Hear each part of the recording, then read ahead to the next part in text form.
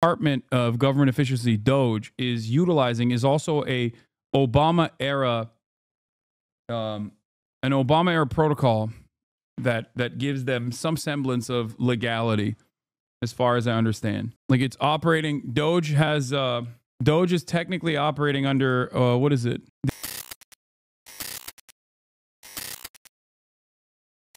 All right. Let's do some different stuff. This was a banger from friend of the show, over at Wisecrack. Capitalism is over. What's next is worse. Got 500,000 views in 4 days. We're gonna be taking a look at this video. There's a couple other videos like how rich countries keep poor countries in poverty and why. Yes, I did see the Democratic congressman's freezing mid-speech. He had like a medical emergency. And then we'll go back to some other news as well. And we got Adam Friedland, of course, last but not least. And we had the scoop from Doge's Edward Big Balls Korstein, launched a privacy-focused image sharing website in 2021 that allowed users to create custom URLs. The URLs that redirected the Korstein site referred to the sale of material, racial slurs, and rape.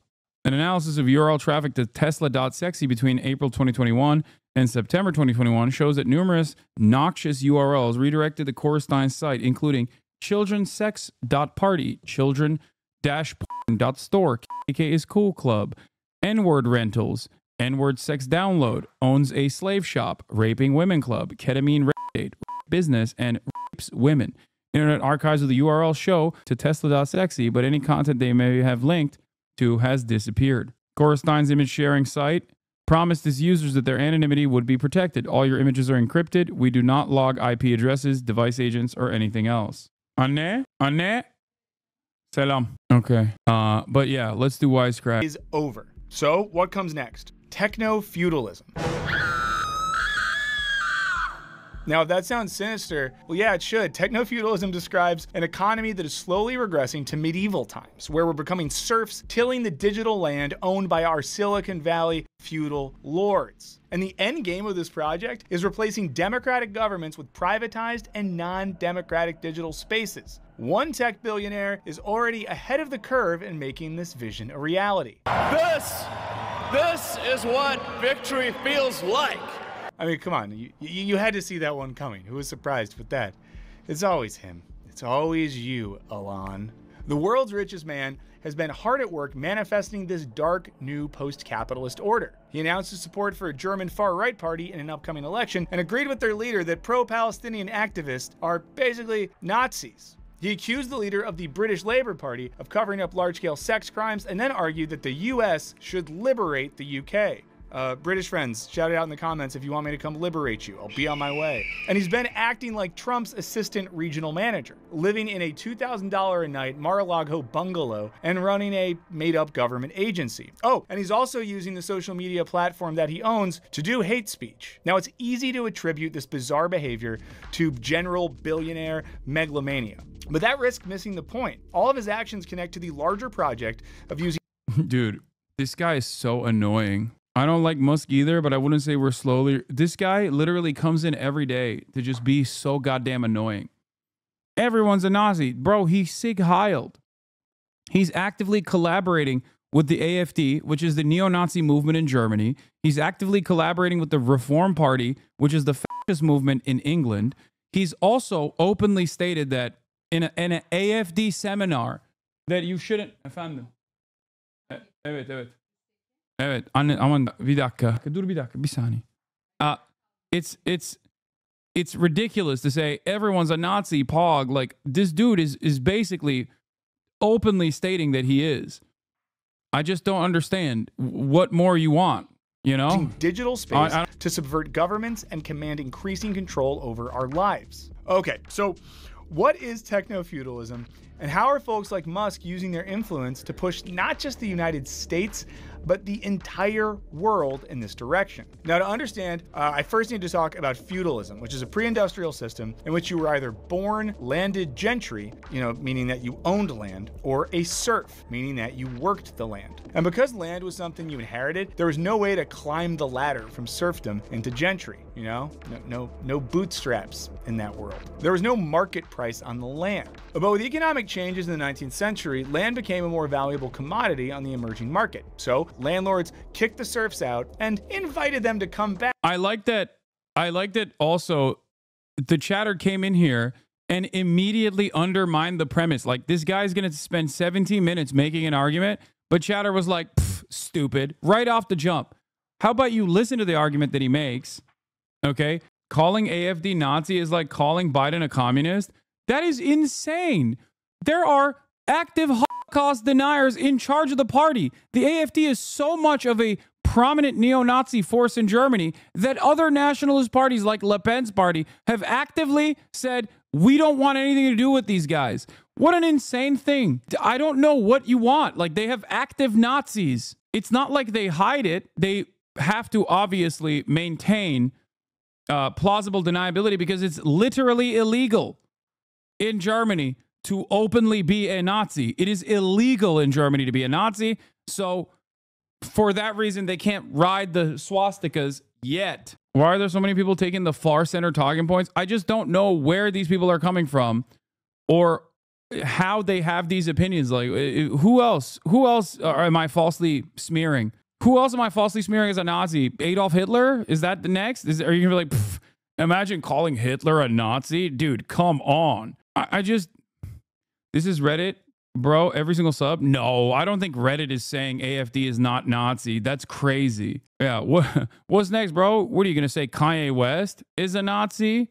Back and exchange their labor for money, creating whatever goods were desirable on the beautiful market. Now, this marked the creation of enclosures, in which peasants were kicked off the land their family had worked for generations, fenced out of their previous homes. You know, they now worked for wages and had to pay rent. In other words, it was capitalism time. Now, while we're not moving back onto parcels of land owned by feudal lords, much of our lives is spent on apps and in other digital spaces that we do not own. If you do own a digital space, however, just consider signing up for our Patreon. There's a link in the description. We would love to take your money. Now, this often involves digital forms of enclosures, and we're creating value for the owners of these enclosures every time we read the news, catch up with friends, or order dinner. Techno-feudalism describes this cloud-based way of life where we've become AFD isn't Nazi and wasn't established until 2003. Get an original opinion. Wait, what? Oh my God, this guy's back with the fucking... Okay, take a week off, chatter.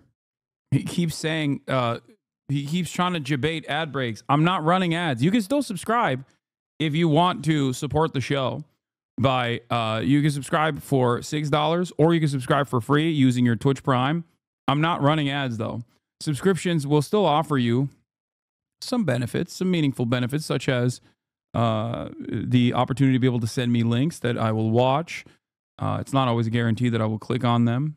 Okay. But I am no longer running ads. No two-liners in the chat regardless. Even if I can allow two-parter debates. Subscription money goes to Jeff Bezos, a techno-feudalist lord, so no. Okay, but it's also going to me as well. What the fuck do you mean? It's like saying I'm no longer using the internet because, you know, every website you go to is hosted on AWS, and therefore Jeff Bezos, the tech overlord, is making money off of it. All right, well, no, no using the websites any longer. Serfs who live on the terrain of Silicon Valley billionaires. And much like the serfs before us, we don't really have a choice, as so much of modern existence requires use of these digital spaces. Like, really think about it. If you were gonna throw your phone away, get off the internet, not use apps, like, what would you do? A lot of stuff would be really hard. If you've done that, don't let us know because you're not here because you wouldn't be watching this. According to McManahan, Strachan, and Forno, techno-feudalism suggests our preferences are no longer our own. They're manufactured by machine networks. It's underpinned by the theory that the cloud has created a feedback loop that removes our agency. We train the algorithm to find what we like, and then the algorithm trains us to like what it offers. I don't know what this says, but I'm getting this Instagram ad recently that's like, how to be a good dad even if you have ADHD. And it's like, Jesus Christ, you're targeting me with a thing that's like, your specific neurodivergency is making you a bad dad, but you need to do this to be a good dad. It's crazy. So not only are we dependent on cloud-based networks, but the more we engage with them, the more we need them, and the more they sort of own us. Now, you might think that President Musk's recent political activity indicates a desire to use traditional systems of government to gain power, but it's actually the opposite. He's using the government to undermine the very power of government. You know, Trump's even promised him his own government agency, Doge, or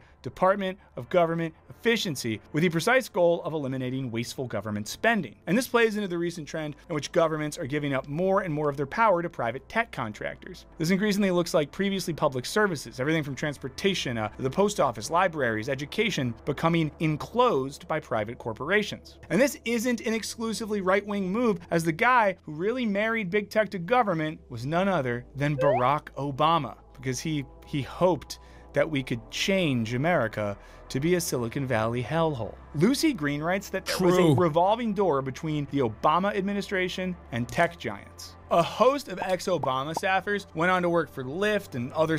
Yes, and also, not only that, but also... What is this? Wow, you're seriously going to run an ad for a channel right now in the middle of another creator's video and then just leave? You're really going to tell your audience that if you subscribe with Prime for free, you can get special emails and a cool banner? Yes, that is what I did, isn't it? Not only is it Barack Obama that accelerated this process, it was, I think, what the Department of Government Efficiency, DOGE, is utilizing is also an Obama era protocol that gives them some semblance of legality, as far as I understand. Like, it's operating, DOGE is technically operating under, what is it? The United States Digital Service. The DOGE structure, a reorganization and renaming of the United States Digital Service. The United States Digital Service is hereby publicly renamed to be DOGE Services. The United States Digital Service was, or is also called as the United States DOGE Service, is a Obama era. The USDS was launched on August 11, 2014 by President Barack Obama. It provided consultation services to federal agencies on IT, information technology. Its mandate was to improve and simplify digital service to improve federal websites. Now, of course, that doesn't mean that they're utilizing it to the same way, but this is yet another instance where, remember how I always tell you about, like, Republicans love looking at, like, nascent, pre-existing rules or agencies or whatever. Anyone can edit Wikipedia, by the way. You already know that, though. All right, I'm done with you, dude. All right, take a week off, dumbass. Like, this isn't... I'm relying on Wikipedia to summarize a thing that I know happened already. You think someone digitally altered this Wikipedia page? Like, this is a real thing. What are you talking about? Here, this is so saying that they're reorganizing an existing service. Like, what is wrong with you? That guy got a little taste of being an annoying little shitter in the chat and hasn't stopped chirping every day. Every single day since I responded to him defending RFK Jr.'s, like, anti-vaxxer nonsense. Anyway, this is yet another instance of, like, Republicans basically creating some semblance of legality for its actions, even if they're very obviously abusing a pre-existing structure. Or another thing that they love doing is, like, pointing to, I don't know, some kind of law from 1847 to be like, guess what? Back then, it was illegal for women to wear pants on Sundays, which is why now all female congresspersons are in direct violation of this law. So we're just going to refuse to listen to female congresspersons or whatever. You know what I mean? Silicon Valley giants, with some helping craft legislation that basically favors digital landlords while taking rights from the new serfs. In other words, it gives, like, companies a lot of power and makes it where if you're a Lyft driver, you don't have real labor rights. It's established an incestuous relationship between government power and tech influence. Green writes that Silicon Valley is now better positioned than most industries to wield political influence, and in ways we have not seen before. It is at once government vendor, collaborator, sponsor, advisor, communicator, rival, and enemy on any given day. More and more government contracts are going to Silicon Valley, especially in military and communications technology. Consider how NASA, rather than investing in its own R&D, now buys Musk's rockets and satellites. You know, this turns the agency from something that is, at least in theory, about the public good into a mechanism for enriching Musk. According to Green, tech companies are exacerbating all the pressures on the government, which is both eroding revenues and undermining their strength. And Yanis Varoufakis notes that as with the original enclosures, some form of fence would be necessary to keep the masses out of such an important resource. In the 18th century, it was land that many were denied access to. In the 21st century, it is access to our own identity. This is because just to participate in this new cloud-based kingdom, we're constantly trading our identity and personal data for admission. You know, this data is collected whether you're driving your Tesla or you're posting on the app formerly known as Twitter. And then you're fed ads that imply that if you have ADHD, you can't be a good dad. This means that Musk is completing a project that was initiated and endorsed by Obama and a whole bunch of liberal politicians. So don't say woke crack or anything, guys. I'm saying bad stuff about Obama and those guys, but then you'll just be mad at that. You guys are hard to please. But Musk is going beyond simply trying to make America Silicon Valley again. He's trying to take this project global. You know, it's not dissimilar from the pre-industrial land grabs and expansions that would expand the territories of feudal lords to give them more power and control. France's president recently said this about Musk. 10 years ago, who would have imagined that the owner of one of the world's largest social networks would be supporting a new international reactionary movement and intervening directly in elections, including in Germany? He was joined by Norway's prime minister, who said, "I find it worrying that a man with enormous access to social media and huge economic resources involves himself so directly in the internal affairs of other countries." Sort of like the unmarried friend who gives you like marriage advice, or the person without a kid that tells you how to parent. It's like, just chill. Just chill. It's not your role. Musk has been a major power player in the Russian-Ukraine war via his Starlink satellites, which Ukraine relies on, and which literally give him the power to undermine their war efforts. In recent months, the most alarming part of Musk's European tour of terror has been his support for the far-right Alternative for Germany party. He recently warned the German people, "Only AfD can save Germany. End of story.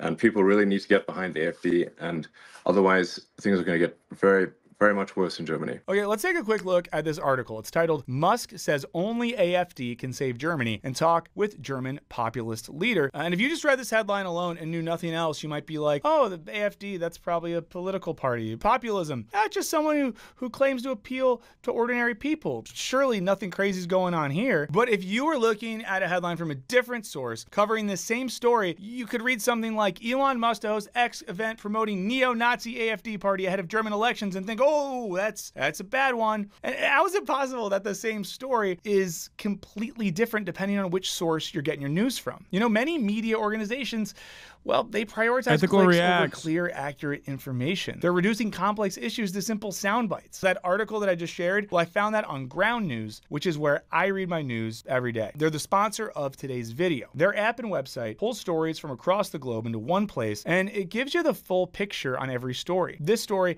has been reported by over 300 sources, and we can check out where each one leans politically using their bias distribution chart. You can also check the factuality rating, which scores the reliability of reporting, and even lets you see who owns each source. These factors shape how stories are framed, letting you compare how bias impacts coverage, like we saw in the articles mentioned earlier. Now, one of the things I love about Ground News is their blind spot feed, which highlights stories that are disproportionately reported by either side of the political spectrum. I don't know about you all, I can get a little trapped in my bubble, following certain people on social media, talking to friends who have similar views as I do, and this feature really helps me step outside that bubble and both discover stories I wouldn't see otherwise. And your chatters are on my dick. You literally said that was an AI clip of Elon when it was not an AI clip of Elon. That's why chatters are on your dick, because you're stupid. Why are you taking this guy seriously? He's over exaggerating. We're not gonna be fucking serfs. Fuck him. You're the first to be the serf. You already got the peasant brain locked down. And also see how stories I know about are covered differently. Now, if you want to check it out for yourself, you can head over to ground.news/wisecrack and give it a try. If you use this link, you're going to get 40% off the Vantage plan and get unlimited access to all the features that are going to help you get all the information you need to navigate the news in this increasingly newsworthy time. Now, I think Ground News is doing important work. I do hope that you'll check them out. But for now, let's get back to the show. The party's leader, Alice Weidel, used their conversation to equate Hitler and the Nazis with contemporary communist and socialist, even though Hitler actually put communists into camps. So he was nothing else than an anti-Semitic socialist. Yeah. And we are exactly the opposite. We are a libertarian conservative party. We are wrongly framed the entire time. This isn't just more of Elon being oddly Nazi adjacent, it's an active continuation of the techno-feudalist project. And this was noted by the Green Party candidate from Germany, who said, with his billions upon billions of dollars and unbridled media power, Elon Musk's support for the AfD is not some ignorant whim. He's emboldening those who want to weaken Europe and its rule of law, the very regulations that limit unchecked power. Now, some of you Musk fanboys might argue that all he's doing is encouraging a more libertarian spirit and a sense of free speech absolutism. But according to political philosopher Gwilym David Blunt, Musk and co. aren't libertarian, they're authoritarian. They're primarily interested in shielding themselves from regulation. They're overlords, wanting to be free of constraint, like feudal overlords of the past, as divine right of kings. They view themselves arbitrarily as geniuses, and we are buying into it one click at a time, affirming their power. And it makes sense that Musk would work to destabilize Europe with its historical social safety nets and more aggressive regulation of tech companies, including the recent Digital Markets Act, which bars companies from monetizing data collected on mobile apps to help advertisers better target individuals. But you might still be wondering, how does any of this end capitalism? Well, let's think back to the transition from feudalism to industrialism, when the enclosure of land turned everything into market relations. The early open access and publicly funded internet was, over the course of the 90s, sold off for commercial interest, and eventually enclosed by tech companies that consolidated services to extract maximum data and profit from users. But now the shift to techno-feudalism has more to do with power and control than it does market viability. Now, according to Varoufakis, techno-feudalism is qualitatively distinct from capitalism, and thus, as a word, it illuminates crucial aspects of the real world in ways that rentier capitalism, or platform capitalism, or hyper-capitalism cannot. In other words, techno-feudalism breaks from the pure market logic that has driven most tech development until recently. And just like how some of Musk's seemingly erratic political behavior makes more sense in light of the techno-feudalist project, so does his own use of and general encouragement of hate speech. Now, Varoufakis writes, because techno-feudalism's algorithms are known to reinforce patriarchy, stereotypes, and pre-existing oppressions, those who are most vulnerable, girls, the mentally ill, the marginalized, and yes, the poor, suffer the outcome most. In other words, if recklessly using R words and N words and F words on social media reinforces the strength of these platforms, then hey, why not encourage it? And in case you're gonna be like, he doesn't, he did the R one, I'm not gonna say it, but he did it. We recently saw this with Mark Zuckerberg pulling diversity programs out of Meta along with their content moderation program, which now allows for hate speech. And Zuckerberg has explicitly connected these moves with a renewed call for masculinity and aggression in corporate culture. It's one thing to say we want to be kind of like welcoming and make a good environment for everyone. And I think it's another to basically say that masculinity is bad. And it shouldn't shock us that folks like Zuckerberg, Bezos, Musk, Mark Andreessen are all getting in line to serve in Trump's anti-woke army. Now, Varoufakis writes that bigotry is techno-feudalism's emotional compensation for the frustrations and anxieties we experience in relation to identity and focus. He notes that even the most diligent content moderation can't stem all this hate because algorithms optimize for cloud rents, which flow more copiously from hatred and discontent. It's good for business to do hateful stuff, so they're gonna keep making it possible to do hateful stuff. Now, Varoufakis also points out that another effect of the techno-feudalist revolution is that we no longer own our own minds. During our working hours, we become cloud proles, putting ourselves into various digital systems. My main one is YouTube. What digital system do you put yourself into? And then when we get home, we become cloud serfs, fueling our own distraction and exploitation. When I'm at home, I still largely fuel YouTube, sometimes other streaming apps, Reddit, Twitter, Instagram. Why don't I read books? I don't know. Now, he writes that while privatization and private equity assets strip all physical wealth around us, cloud capital goes about the business of asset stripping our brains. Take that. Capital goes about the business of asset stripping our brains. Where we once both lived and worked on the feudal lord's physical land, the new serfdom takes place in the cloud controlled by the tech overlords, where our minds and very identities are extracted for value. Now, it might feel like we're totally screwed. At this point, that's how I feel. But, according to Varoufakis, the poison might also contain the cure. He writes that collective action is made harder when people have fewer opportunities to come together. But herein lies the great power the cloud capital presents to its potential rebels, a capacity to build coalitions, organize, and take action via the cloud. I guess that's what the comments are for. Get after it. So the very space that we're forced to work as both unpaid laborers and reproducers of the system is also a space where we can band together to rage against the machine.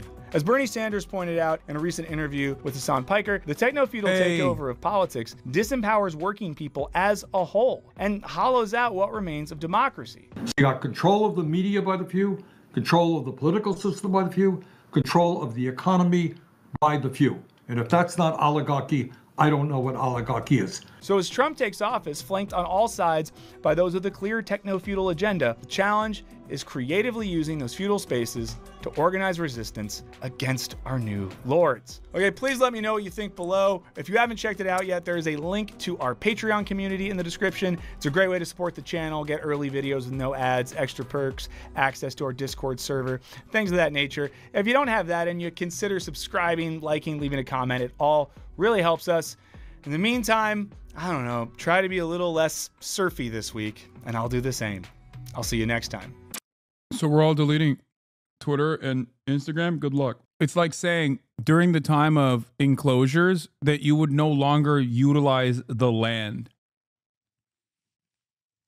Oh, I just won't live off the land no more. Especially because like there's still alternative platforms out there that you are utilizing. It's inescapable.